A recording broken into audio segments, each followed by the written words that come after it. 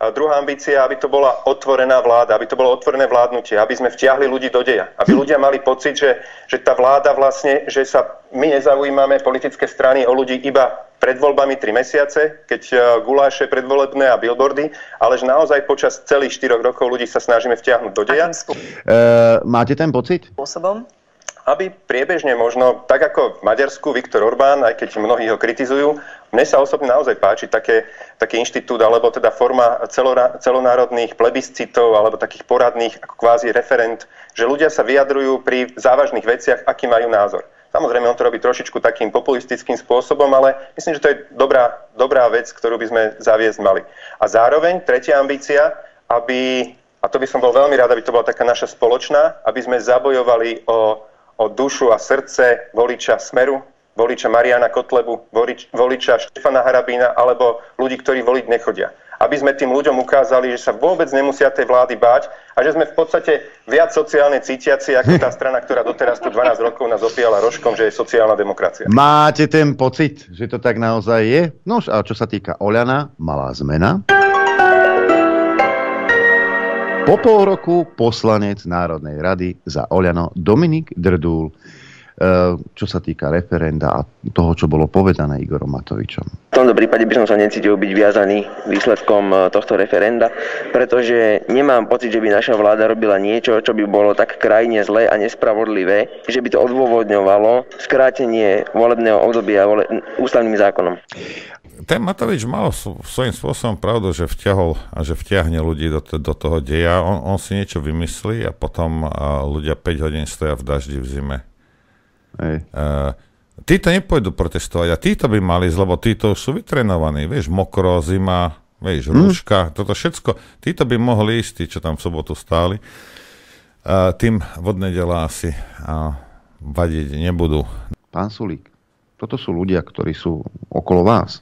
Máte pocit, že toto je boj za demokraciu, keď potierame iné názory, keď ľudia, ktorí chcú vyjadriť svoju nespokojnosť, chcú ísť do ulic, pretože naozaj, či už sú ohrození na svojich právach, slobodách, či už im padajú firmy, prevádzky na papulu, tak nemajú právo sa ozvať. To naozaj myslíte vážne, pán Matovič, pán Naď, Kukulienka? Naozaj si myslíte, že ľudia nemajú právo protestovať proti vašim opatreniam? Lebo vy ste tí najkrajší a najmúdrejší? No nie ste. No nie ste. A ani nikdy nebudete. Takže pán Sulík, odporúčam prehodnotiť svoje postoje. A keď ste taký veľký liberál a teda ste za slobodu bojujete jednotlivca, tak by ste mali začať. A od seba. Treba si uvedomiť, že čo vlastne vzali alebo čo zakázali, lebo ja si dokážem predstaviť, že taký Matovičov svedok, že nechápem, ale však nie je zábava, nie je kultúra, nie je šport, hej? Nie je žiadne cestovanie, akýkoľvek biznis, ktorýkoľvek ľudia robia v tejto oblasti, majú obrovské problémy prežiť.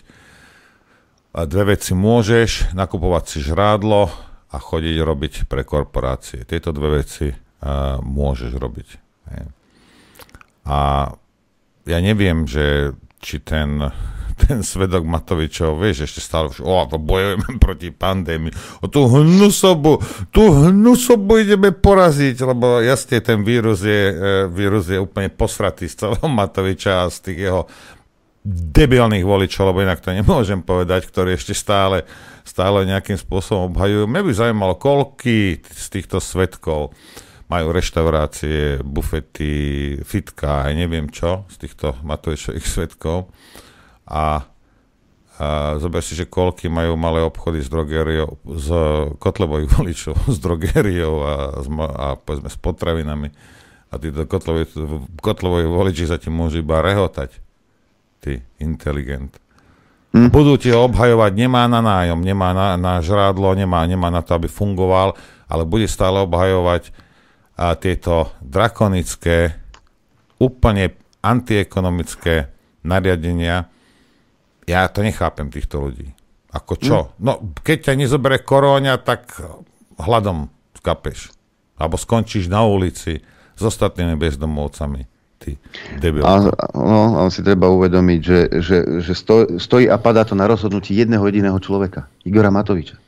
Lebo všetci okolo neho skáču. On si niečo vymyslí a všetci sa idú posrať, len aby mu splnili jeho priania. Len aby táto vláda nepadla a aby neboli predčasné voľby, lebo by prišli o fleky.